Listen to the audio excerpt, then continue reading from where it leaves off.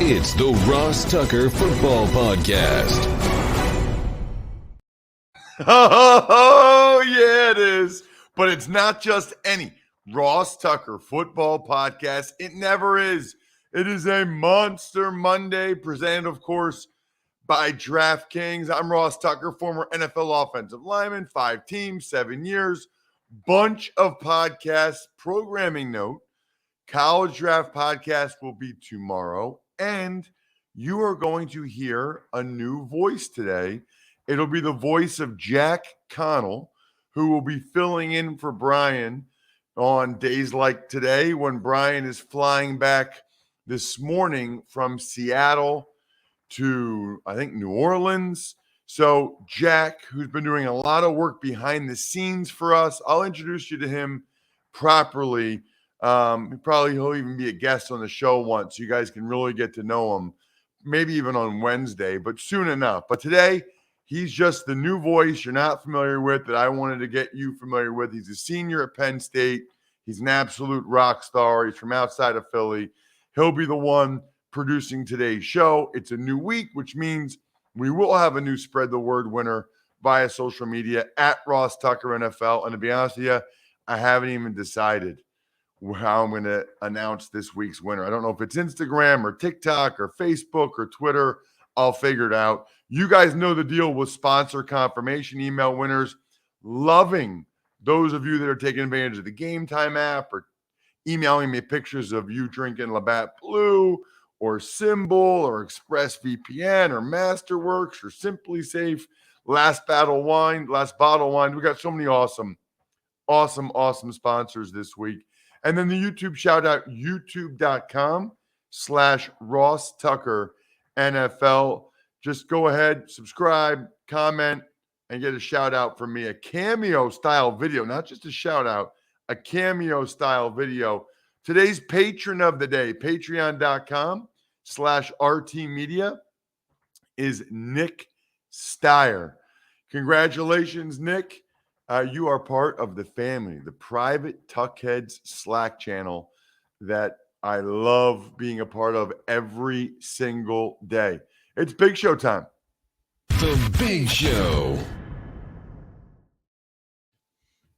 All right, Ross, before we get into each of these games, what is your overall themes from Week 8 in the NFL?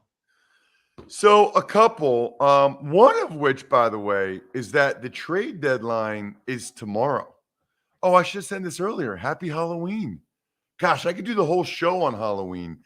I am so fired up for tonight to be able to be with my daughters as they trick or treat. These are the things that matter in life. They really do. Like, these are the things that you remember. They're so excited to go trick or treating. And I had no idea, by the way. I don't know if my parents did this, but I didn't know trick or treating and Halloween was such a fun adult night. I may or may not have several daddy sodas, adult beverages with me in a little Yeti as we carry my wagon around, drag my wagon around. The shaggin' wagon tonight will be amazing. Notice how this is Jack's first day, and I just took his themes from NFL Sunday and converted it to me talking about how excited I am to drink as I trick or treat with my kids Halloween. So fun, dude. So fun. I love the dad life. I love the community life. I love walking around. And you see another guy with a red Solo cup and you're just like, yeah, what's up, bro? Yeah. You know, and I know that you know. We're having an awesome time during Halloween because it's amazing. So that is not a football theme, but I did want to talk about Halloween a little bit, which I think is interesting. So as far as the themes from the games, trade deadlines tomorrow. Oh, that's how I got talking about it. Trade deadlines tomorrow, which will be interesting because there are certain teams that clearly aren't going anywhere this year. And there are certain teams that definitely are. And then there's kind of in-between teams, which it really makes it interesting. So we'll have a lot more to talk about the trade deadline tomorrow during a Power Rankings Tuesday. Obviously, Wednesday, that will probably be the major topic of conversation, especially if there are a bunch of moves that are made. So that's theme number one. The other two themes I guess I have would be there weren't really that many close games. It wasn't that exciting of a day, right? I mean, I don't know. You look at the scores, there just wasn't that many. In the early window, obviously, I thought it was the Carolina-Atlanta game was awesome, but think about it. I mean, the early games, Saints destroyed the Raiders. Cowboys murdered the Bears. Patriots, Jets didn't really feel that close. Eagles handled the Steelers. Now, Dolphins, Lions was entertaining. Vikings, Cardinals was pretty entertaining. The London game was all right. Falcons, Panthers was obviously the most interesting game. Even the late games, the Seahawks kind of took care of the Giants. Niners hammered the Rams. Texans got a garbage touchdown, which, by the way, was nice for my two-team teaser on the Even Money podcast involving the Houston Texans late. But that's about it there. And then the Commanders, which is a game we'll get into, that was actually an entertaining game. But that's one of my themes. I guess I have three themes. Halloween's awesome. Being a dad's awesome. And enjoying moments out and about in the community with your neighbors is awesome. Number one. Number two, there weren't that many close games. It wasn't that great of a day. Number three, it feels like there's a pretty big chasm between the haves and the have-nots. Like the haves are like the Eagles, the Vikings, the Buffalo Bills. It just seems like they're a decent amount better than a lot of these other teams. The Cowboys are a have, and then there's a bunch of have-nots that the Jags can't find a way to win. The Raiders, that was thoroughly disappointing. The Lions can't find a way to win. The Texans, I actually watched that game this morning against Tennessee because I'm doing Texans Eagles Thursday night for Westwood One. Brutal, absolutely brutal when you think about just that game and how bad the Texans are. I mean, they couldn't stop Derrick Henry at all. Not at all. You know what else is brutal? Not knowing for sure that you're getting the best tickets, the best prices on any ticket, which is why if you're one of my peeps and you're thinking about going to the World Series tonight, you can still get in tonight. First World Series game in Philadelphia in 13 years? $633 on the Game Time app. Which now that they're sponsoring the show, I see this app everywhere now. It's the fastest growing ticketing app. It guarantees the lowest price on tickets to all your favorite sports, concerts, shows. Checkout takes less than 30 seconds. Download the Game Time app, create an account, redeem code Ross for $20 off your first purchase. Again, that's Ross for $20 off your first purchase. Terms apply. Download Game Time. Last minute tickets, lowest price guaranteed. Tuck's Takes. All right, Ross, we'll start off with Latavius Murray recording a last-minute touchdown to secure a 21-17 Denver Broncos victory over the Jacksonville Jaguars in London. So, weird game, right? Really weird game because the Broncos started out horrible. I mean, I remember watching the game thinking they might not let this guy get on the plane back home. And this guy being Nathaniel Hackett. It was a tough watch early. He had a 3-and-out that should have been picked. Then he had a pick. Then he had a 3-and-out. And I thought, oh my gosh, this is as bad as we thought it could be. After that, 3 awesome long touchdown drives, 1 in each quarter. So he had 1 in the second quarter, 1 in the third quarter, 1 in the fourth quarter. Long, man, 75 yards, 98 yards, 80 yards. He threw a nice ball, he being Russell Wilson, down the sideline to KJ Hamler. Melvin Gordon, Latavius Murray did a good job, balancing the running attack. They got a couple of nice interceptions from Justin Simmons and K'Wan Williams. It was good. Meanwhile, for the Jags, and the other thing I would say about the Broncos, Dulcich. Dulcich is nice. Their tight end, their rookie tight end, they need him to be good, and it appears he is good, which is huge for Russell Wilson and this offense.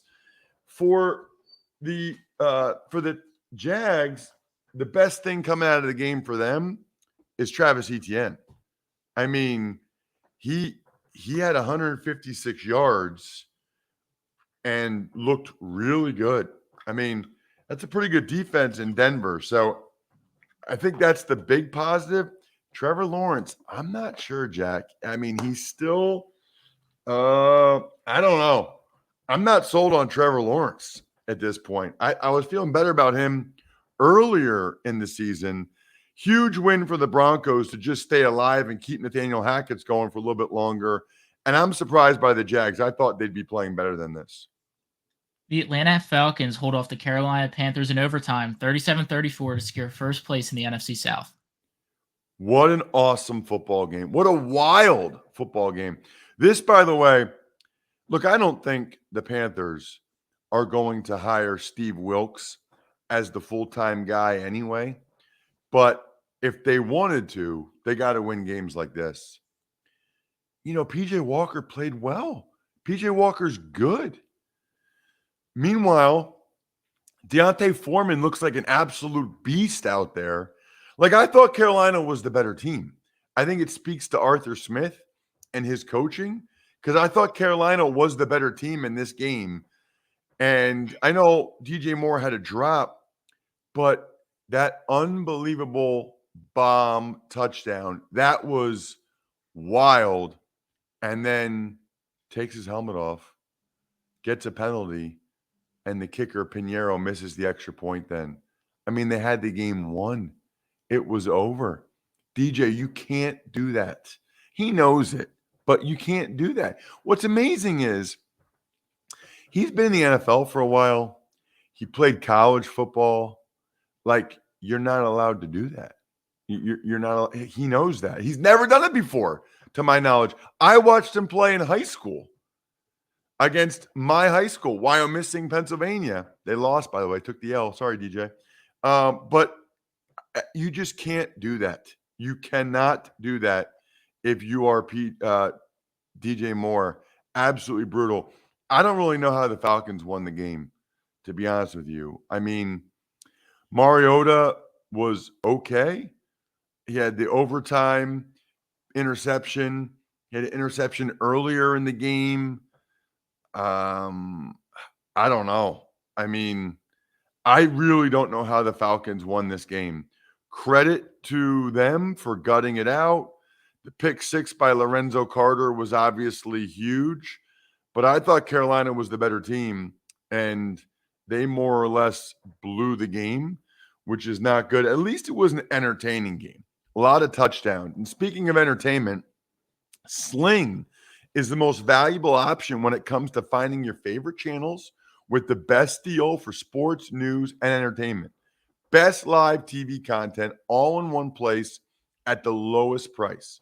Watch every touchdown live every Sunday afternoon with NFL Red Zone on Sling.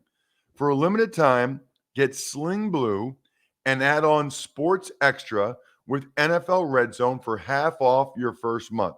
Regular price $46, now only $23. That's right. You get the best deal on Red Zone, so you can catch all the touchdowns like DJ Moore did at the lowest price with Sling TV. Visit sling.com/DraftKings to sign up today. The Dallas Cowboys had a statement win over the Chicago Bears, 49-29. Yeah, they really did, didn't they? The two things that jumped out to me about this game, Dak and Tony Pollard. Dak is back. Dak looked awesome in this game, pretty much in every way. Tony Pollard, look, how many years have I been saying it on this show? At least 2, probably 3 now, that he's more effective than Zeke. He should get the ball more than Zeke.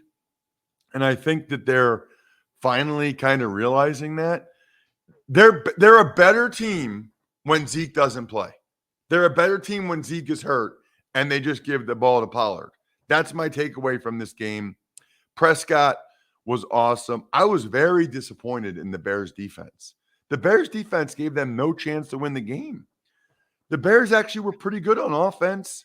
Justin Fields, I thought, picked up where he left off on Monday against the Patriots. You know, the Bears actually moved the ball pretty well. They had 240 yards rushing. And how about Micah with that touchdown? Justin Fields jumps over him rather than tapping him down. And that took away any chance the Bears had to come back in the game. Tyreek Hill and Jalen Waddle combined for 294 yards receiving, commanding the Miami Dolphins to a 31-27 victory over the Detroit Lions. I mean, I don't even know what to say to people I know, buddies of mine like Chuck from college or KJ who does our websites. I really don't know what to say to them about the Lions anymore. They're up by 10. Goff and the crew were lights out in the first half. It's 27-17. And then the second half, they do nothing. They don't score at all. And they let Tua and the Dolphins go up and down the field. Tua was awesome. And Mike McDaniel deserves a lot of credit, man. He knows how to get the ball to Tyreek Hill and Jalen Waddle.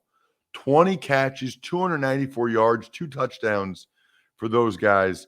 The Lions defense, the Lions can't ever get their defense and offense to both play well at the same time. They can't do it. 2 weeks in a row, the defense played well, offense didn't. This week, offense plays well, defense doesn't.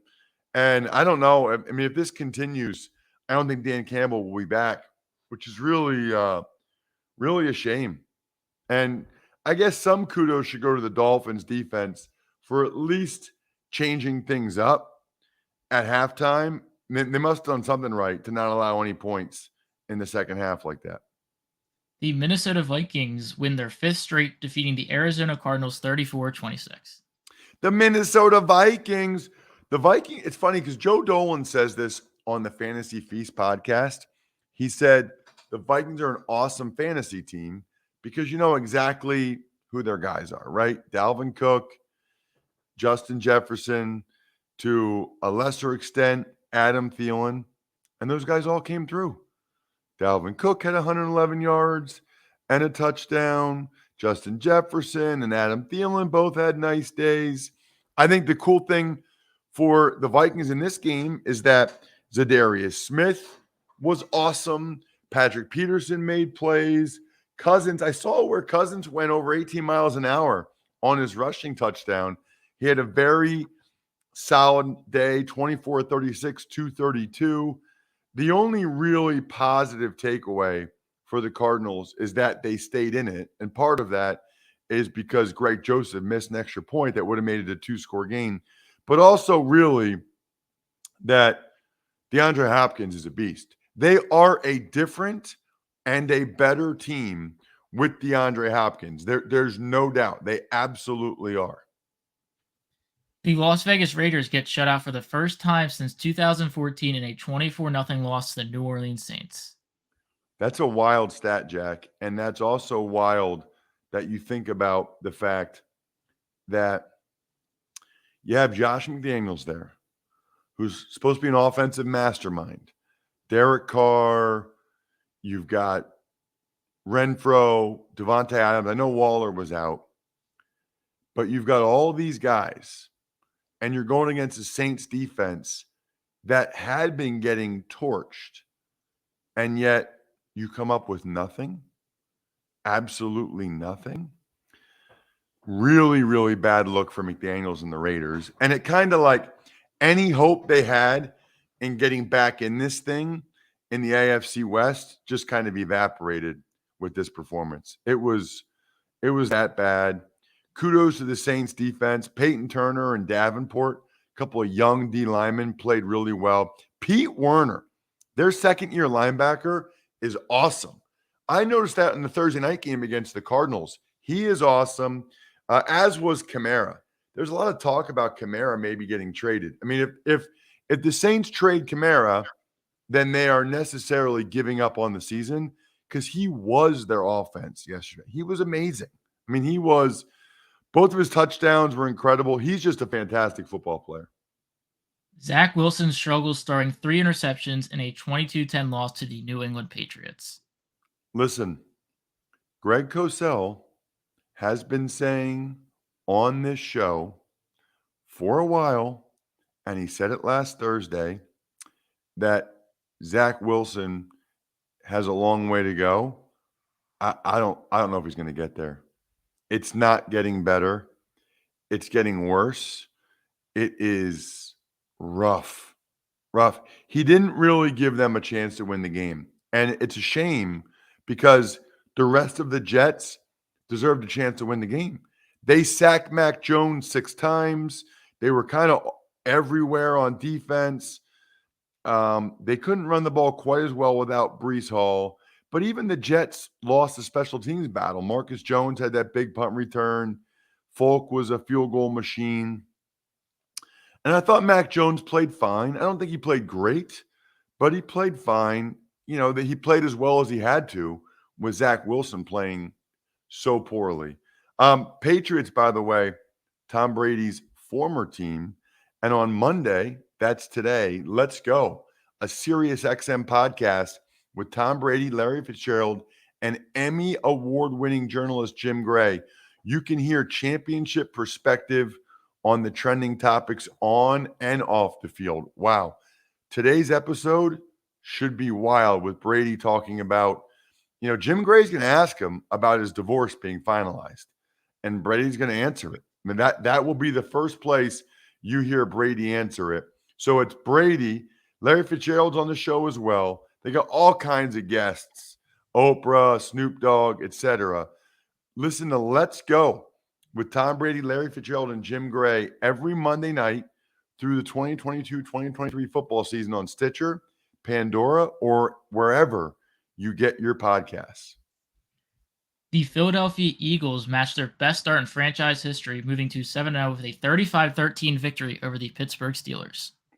And Jack, I almost never do this. I was there. So I did the FAU UAB game Saturday night. So I flew back, first flight from Fort Lauderdale to Philly, landed, raced over to Lincoln Financial Field to do my first hour on the pregame show, 10 to 11. So home games, I just do the first hour. Away games, I do all 3 hours. So after I did that first hour, I had like 2 hours to tailgate.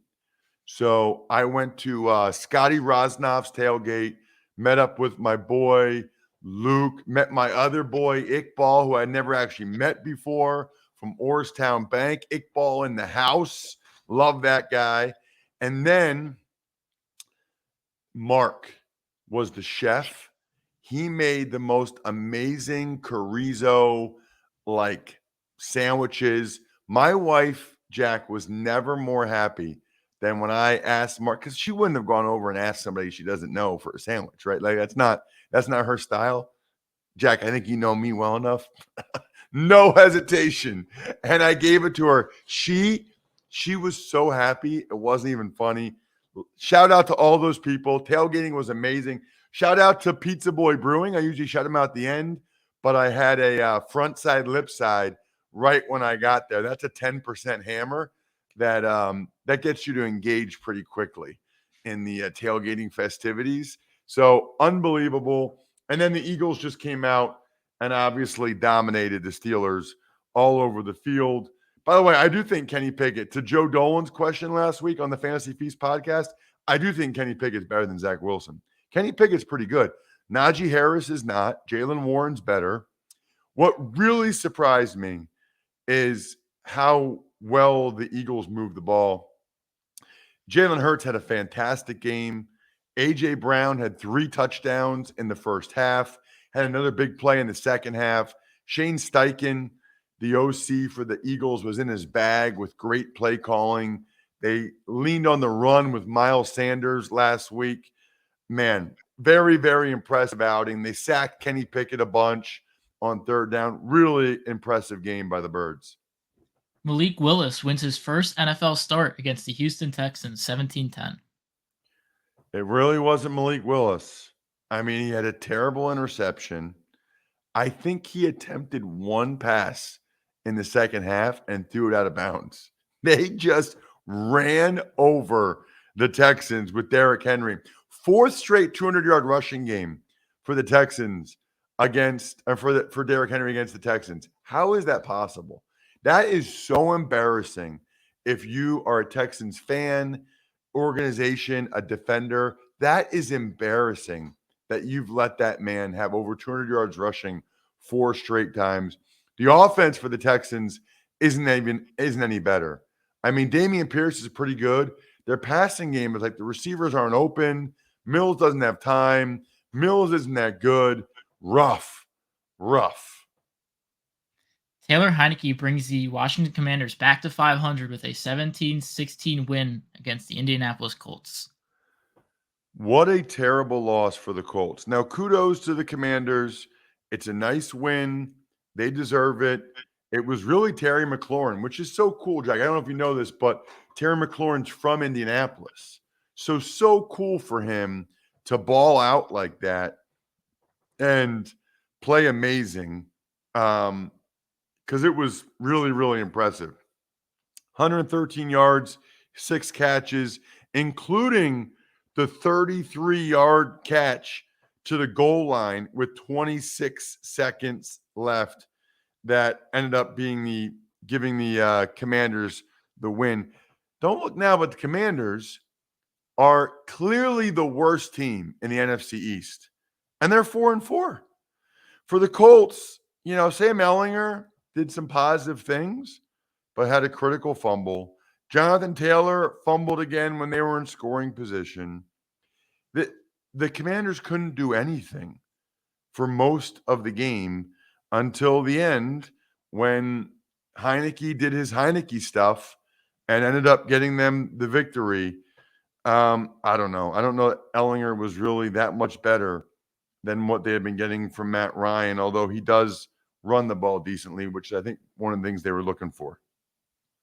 Christian McCaffrey records the Triple Crown with a passing, rushing, and receiving touchdown in the 49ers blowout victory over the LA Rams, 31-17. What did I say last week? I said everybody that I talked to, I said Kyle Shanahan is going to figure out some more unique and good ways to utilize Christian McCaffrey. That's exactly what he did. I mean, not only was the touchdown pass sweet, but his touchdown catch in the end zone, like he could be a starting slot receiver in the NFL. 18 carries for 94 yards, 8 catches, 55 yards. I mean, 26 touches, not including the passing touchdown. The Rams offense, conversely, Jack, actually looked pretty good in the first half. They moved it pretty well. And Stafford was playing well, getting the ball to Cooper Kupp. You thought, okay. But they couldn't run the rock at all. Second half, they were horrific. Did nothing. As the 8th straight regular season win for the Niners over the Rams. Jimmy Garoppolo is 8-0 in the regular season against the Rams. They own them. It's actually wild when you think about it that the Rams were able to beat them in the NFC Championship game last year. The New York Giants dropped to 6-2 with a 27-13 loss to the Seattle Seahawks. Right. The Giants, this was not their best game. They didn't look very good in any aspect of the game. Richie James fumbling twice. You can't win that way. I mean, look, if he didn't fumble it twice, it would have at least given the Giants another chance to win one of those one-score games late. But he can't do that. Geno Smith had another very solid game. His numbers look good. Would it even look better if the one touchdown pass didn't bounce right off Tyler Lockett's face, right off his face mask? Unbelievable. But then they just ran the same play, and he scored. Kenneth Walker's a stud. How about the Seahawks 5-3? And you know what? I think they're actually pretty legit. They did a pretty good job against Saquon defensively. Daniel Jones and the offense didn't do much. The one time they scored was because of Adoree Jackson's forced fumble. That was about it. So the young defense, Jordan Brooks, who they took, a lot of people didn't like it. They said he's the next Bobby Wagner. I'm not saying he's the next Bobby Wagner, but he's pretty darn good. Green Bay loses their fourth straight while Buffalo improves to 6-1 with a 27-17 victory. Probably about what I thought it would be, Jack. It could have been worse. Thankfully, there were a lot of Bills fans there crushing Labatt Blue Light because football season means it's Labatt Blue Light season. There is no better way to watch your team on game day than to get a 30-pack of Labatt Blue Light. I actually have 4 30-packs and crush Labatt Blue Light cold. I don't know what it's because it's from Canada. I'm telling you it's colder. Probably there's no logic to that. Maybe it's psychological, but that's my story. I'm sticking with it. Stock up and be the MVP of your tailgate and share a Labatt on game day with your crew. Great tailgating beer. Always enjoy responsibly. Beer, Labatt USA, Buffalo, New York. Josh Allen is amazing. It wasn't like a incredible game by him. He had a good game throwing to Stephon Diggs. He had a solid game. He just cracks me up, man. I mean, Josh Allen plays at times like he's still in high school. The way he runs the rock, the way he gets feisty, I can see why the team loves him. He's just an awesome, awesome football player. For the Packers, I mean, they went like, 3 quarters, it felt like, without doing anything. They scored early, and then they scored late to Samori Toure, but that was it. Too little, too late, lose by 10. They're not a good team. We'll see what excuse Aaron Rodgers has this week or what he says this week, but they're not good, and quite frankly, doesn't feel like they're going to be good. Awesome job by Stephon Diggs and the Bills. As I mentioned, shout-outs are in order, of course. Sporticulture, humanheadnyc.com, steakhousesports.com, go-bengals.com, Evergreen Economics, Vision Comics with an X, backofficescheduler.com. The greatest gift you can ever give someone, a story all about them from myfrontpagestory.com. College draft tomorrow, Power Rankings Tuesday tomorrow, and even money tomorrow. I think we're done here. Good job, Jack. Thanks for listening to the Ross Tucker Football Podcast. Make sure to also subscribe to the Fantasy Feast, Even Money, Business of Sports, and College Draft. All available at Apple Podcasts, rosstucker.com, or wherever podcasts can be found.